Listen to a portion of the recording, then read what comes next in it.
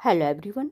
Now I am going to explain the question answer of class 8 science chapter 2 microorganism friend and foe. Student इसके first part में मैंने बताया था कि micro organism friend होते हैं या फो होते हैं। पूरा एक्सप्लेनेशन आपको पार्ट फर्स्ट में मिल जाएगा एंड पार्ट सेकंड में मैं आपको क्वेश्चन आंसर दे रही हूँ। ये क्वेश्चंस आपके बुक से रिलेटेड हैं, NCERT chapter 2। So your first question, fill in the blanks. First, microorganism can be seen with the help of a microorganism को हम देख सकते हैं। किसके हेल्प से देख सकते हैं? So answer is microscope.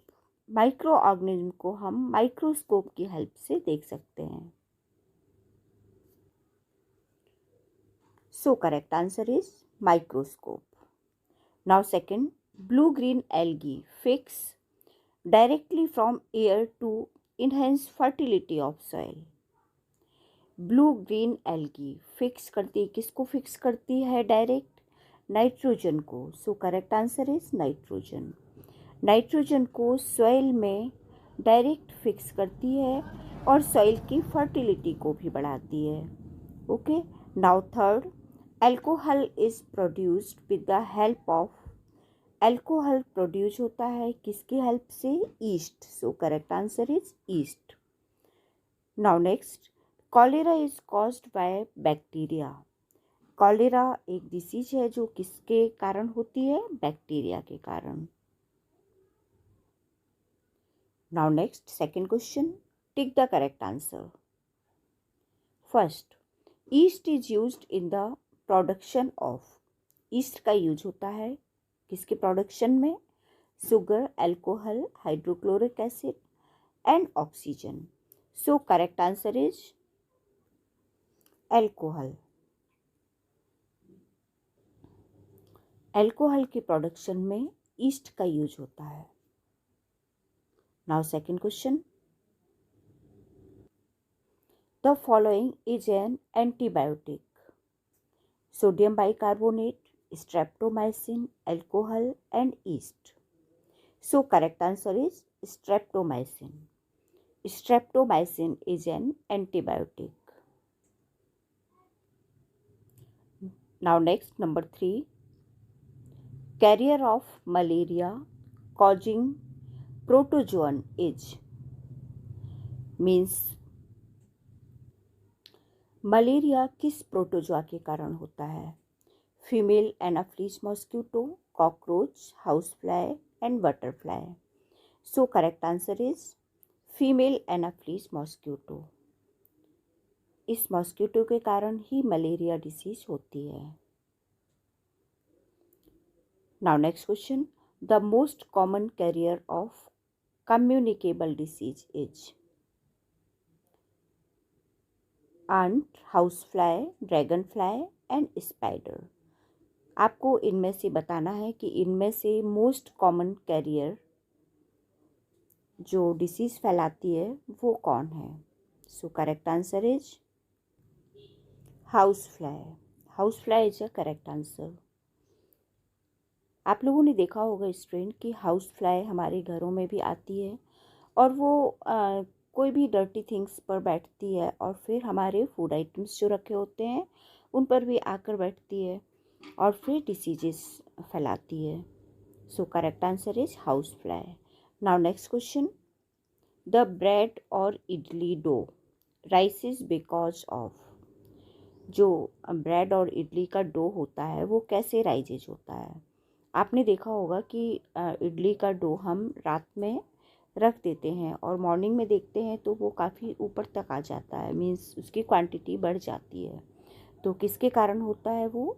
Heat and grinding and growth of yeast cells and kneading. So correct answer is growth of yeast cells. Idli का और ब्रेड का जो डो राइज होता है वो ईस्ट सेल्स में ग्रोथ होने के कारण होता है। So correct answer is growth of yeast sales. Now next question, the process of conversion of sugar into alcohol is called. Means sugar का अल्कोहल में कन्वर्जन किस प्रोसेस के कारण होता है?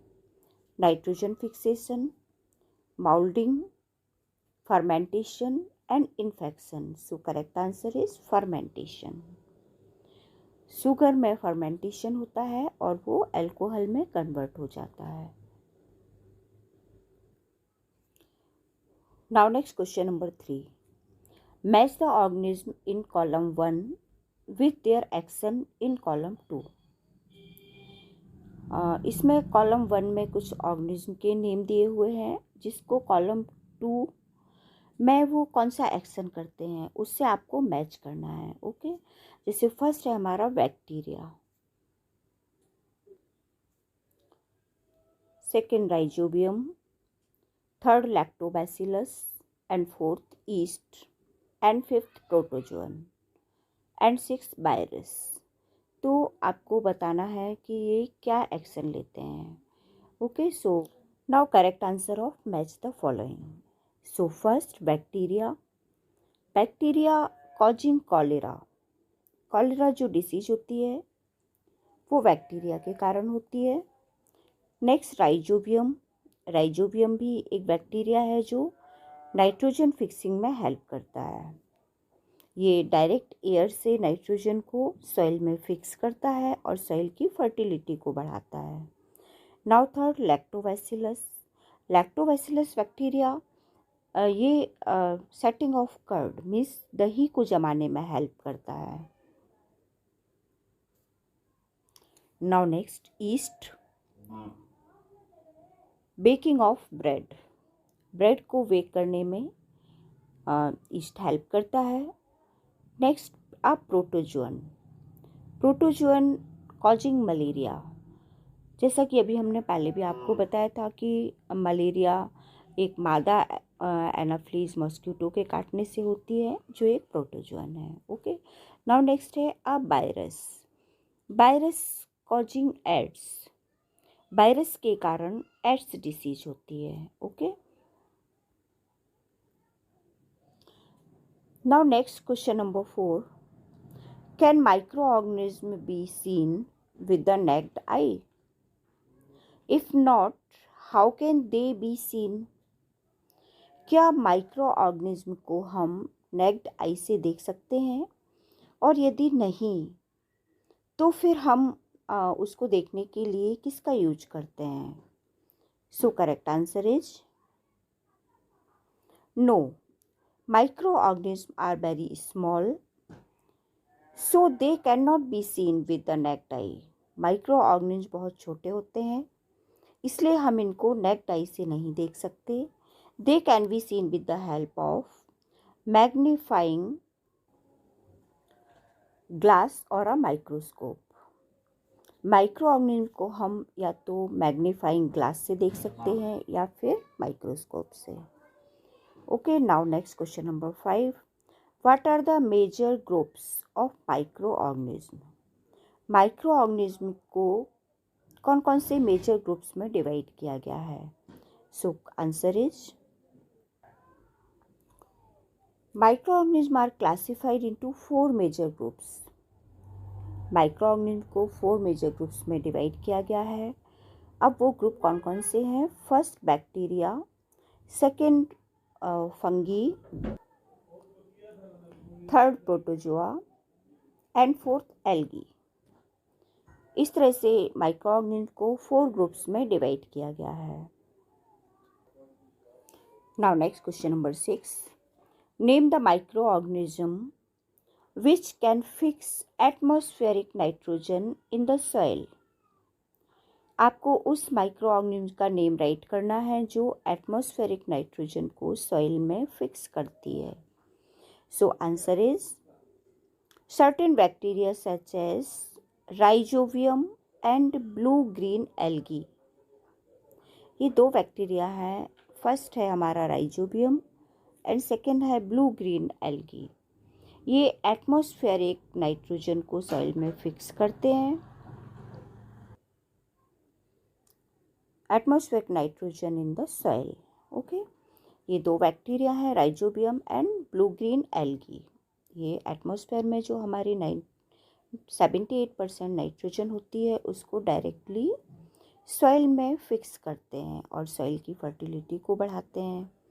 Okay, now next question number 7, write 10 lines on the usefulness of micro organism in our lifes. हमारी life में micro organism का यूज किस तरह से यूजफुल है, माइक्रो ऑर्गेनिज्म हमारी लाइफ में, वो आपको 10 लाइन्स राइट करना है। So answer is microorganisms are useful for us in the following 10 ways. अब हम देखते हैं कि वो कौन कौन से 10 वेज हैं जिस तरह से माइक्रोऑर्गेनिज्म हमारी लाइफ में हेल्पफुल होते हैं। तो फर्स्ट है हमारा bacterium lactobacillus promotes the formation of curd from milk। Lactobacillus bacteria जो होता है वो मिल्क को कर्ड में प्रमोट करता है। ओके, हम लोग अक्सर घरों में मिल्क से कर्ड बनाते हैं, दूध से दही जमाते हैं, तो वो कैसे जमता है, लैक्टोबैसिलस बैक्टीरिया के कारण। Now next, certain bacteria such as rhizobium and blue-green algae fix the atmospheric nitrogen and increase the soil fertility। जैसा कि हमने पहले भी बताया था कि rhizobium and blue green algae ये एटमॉस्फेरिक नाइट्रोजन को सॉइल में फिक्स करते हैं और सॉइल की फर्टिलिटी बढ़ाते हैं। Now next, microbes such as bacteria and fungi help to reduce pollution by breaking down dead bodies and waste into manure। Means जो माइक्रोब्स हैं, माइक्रो ऑर्गेनिज्म है, माइक्रो ऑर्गेनिज्म को हम माइक्रोब्स भी कहते हैं, जैसे बैक्टीरिया और फंगी, ये पॉल्यूशन को भी रिड्यूस करने में हेल्प करते हैं। क्यों? क्योंकि ये डेड बॉडीज को ब्रेक डाउन करते हैं और उसको मैन्योर में मीन्स खाद में कन्वर्ट करते हैं। हमारा जो वेस्ट प्रोडक्ट होता है उसको खाद में चेंज करते हैं। Okay, now next, microbes are used to prepare antibiotics that help to control some diseases. For example streptomycin, tetracycline and erythromycin, ये एंटीबायोटिक्स हैं जो माइक्रोब्स की हेल्प से प्रिपेयर होती हैं, माइक्रोब्स के यूज से प्रिपेयर होती हैं और डिसीजेज को कंट्रोल करती हैं। Okay, now next, microbes are used in preparation of vaccine. Vaccine के प्रिपरेशन में भी माइक्रोब्स का यूज होता है। Now next, yeast is used in the commercial production of alcohol and wine। Alcohol and wine के production में भी east का यूज होता है। Now next, east is also use in the preparation of bakery product like cake and bread. ये cake और bread bakery product हैं, ये ईस्ट के यूज से ही प्रिपेयर होते हैं। Now next, bacteria and yeast are also helpful for fermentation of rice, idlis and dosa batter। Rice से जो इडली बनाई जाती है और डोसा बनाया जाता है, इडली डोसे का जो बैटर बनता है, उसके फर्मेंटेशन में भी बैक्टीरिया एंड ईस्ट हेल्पफुल होते हैं। Now next, certain microbes are also used in the biological treatment of sewage. कभी कभी माइक्रोब्स का use biological treatment of sewage के बायोलॉजिकल ट्रीटमेंट में भी किया जाता है। स्टूडेंट्स, इस तरह से आपने देखा कि माइक्रो ऑर्गेनिज्म हमारी किस तरह से हेल्प करते हैं, कितने सारे प्रोडक्शन में माइक्रो ऑर्गेनिज्म का यूज होता है। इसीलिए कहा गया है कि माइक्रो ऑर्गेनिज्म फ्रेंड्स भी हैं। ओके,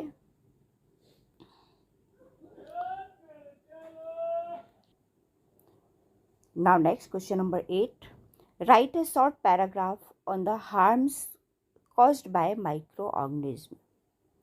इसके पहले वाले क्वेश्चन में आपने देखा कि माइक्रो ऑर्गेनिज्म हमारा फ्रेंड है, किस तरह से हमारी हेल्प करता है, कितने सारे प्रोडक्शन में यूज होता है माइक्रो ऑर्गेनिज्म का। लेकिन अब माइक्रो ऑर्गेनिज्म एक तरह से फो भी है, मीन्स हमें हार्म भी पहुंचाता है, हार्मफुल भी है हमारे लिए। इसीलिए कहा गया है कि micro organism friend and foe, means friend भी है और दोस्त भी है और दुश्मन भी है। तो इस क्वेश्चन में हम देखेंगे कि माइक्रो ऑर्गेनिज्म किस तरह से हमें हमारी लाइफ के लिए हार्मफुल है। Okay, micro organism are harmful in many ways. Some of the micro organism causes diseases in human beings. कुछ माइक्रो ऑर्गेनिज्म ह्यूमन बींग्स में डिसीजेज का कारण बनते हैं। Human beings, plants and animals. ये ह्यूमन बींग्स, प्लांट्स और animals में किस तरह से डिसीजेज फैलाते हैं। Such diseases causing micro organism are called pathogens. कुछ डिसीज कॉजिंग माइक्रो ऑर्गेनिज्म होते हैं जिनको हम क्या कहते हैं, pathogens. For example diseases in humans like common cold. जैसे ह्यूमन्स में जो डिसीज होती हैं वो उनमें मोस्टली होती है common cold, tuberculosis and chicken pox, polio, typhoid, malaria etcetera. ये सब ह्यूमन बींग्स में होने वाली डिसीजेज हैं जो माइक्रो ऑर्गेनिज्म के कारण होती हैं। एंड इन एनिमल्स, अब एनिमल्स में होने वाली डिसीजेज कौन कौन सी हैं। एंथ्रैक्स, ये एनिमल में होने वाली डिसीज है। Anthrax is a dangerous disease, ये एक डेंजरस डिसीज है which is also caused by micro organism, जो माइक्रो ऑर्गेनिज्म के यूज से ही होती है। Several micro organism cause diseases in plants. कुछ माइक्रो ऑर्गेनिज्म प्लांट में भी डिसीज का कारण बनते हैं, like wheat, rice, potato, sugar cane, orange, Apple and others that reduce the yield of crops. Means ये फसल को, जो हमारी फसल होती है, क्रॉप्स होती है, उसको रिड्यूस करते हैं। सब माइक्रो ऑर्गेनिज्म स्पॉइल फूड, कुछ माइक्रो ऑर्गेनिज्म फूड को स्पॉइल करते हैं। क्लॉथिंग एंड लेदर प्रोडक्ट, और कुछ क्लॉथिंग और लेदर प्रोडक्ट को भी हार्मफुल पहुंचाते हैं। इस तरह से आपने देखा कि माइक्रो ऑर्गेनिज्म फ्रेंड्स भी हैं एंड फो भी हैं। Okay, now next question, question number 9। What are antibiotics. Antibiotics क्या है and what precautions must be taken while taking antibiotics. Antibiotics लेने के लिए हमें कौन कौन सी प्रिकॉशन करना चाहिए। So first answer, what is antibiotic, क्या है एंटीबायोटिक। आप लोगों ने नाम तो सुना होगा, जब कभी आप बीमार होते हैं, आपको कोई डिसीज होती है तो बोलते हैं कि एंटीबायोटिक ले ली, या डॉक्टर ने एंटीबायोटिक दे दी। तो क्या होता है ये एंटीबायोटिक्स, क्या है। So answer, antibiotics are medicines. Antibiotic medicine है produced by growing certain micro organism, जो कुछ माइक्रो ऑर्गेनिज्म के यूज से ग्रो होती हैं, बनाई जाती हैं, टू किल और stop the growth of disease causing micro organism. और जो डिसीज कॉजिंग माइक्रो ऑर्गेनिज्म होते हैं उनकी ग्रोथ को या तो स्टॉप कर देते हैं या फिर किल कर देते हैं। अब इसी में हमारा सेकंड क्वेश्चन था कि हमें कौन कौन सी प्रिकॉशन करना चाहिए, लेना चाहिए एंटीबायोटिक का यूज करने के लिए। ओके, तो फर्स्ट है antibiotics should be taken only on the advice of a qualified doctor. Qualified doctor की एडवाइस से ही हमें एंटीबायोटिक लेना चाहिए। Second, one must complete the course prescribed by the doctor. Doctor के द्वारा जो कोर्स प्रिस्क्राइब किया जाता है, मीन्स जो कोर्स हमें दिया जाता है, मीन्स हमें इन मेडिसिन को कितने दिन लेना है, 8 डेज 15 डेज, ये डॉक्टर हमें बताता है। ओके, तो हमें उसी टाइम पर लेना चाहिए। नाउ नेक्स्ट है हमारा, if taken unnecessarily antibiotics may kill the beneficial bacteria in the body। Means जब हम उनको अननेसेसरी ले लेते हैं, मीन्स आवश्यकता नहीं होती है बॉडी को, फिर भी हम एंटीबायोटिक्स लेते जा रहे हैं, तो फिर क्या होता है, वो जो हमारी बॉडी में बेनिफिशियल बैक्टीरिया होते हैं, हेल्पफुल बैक्टीरिया होते हैं, उनको भी किल कर देता है। ओके, तो हमें इनका यूज बहुत कम मात्रा में लेना चाहिए, डॉक्टर की एडवाइस से ही। Now next, antibiotics should be taken in the right amount.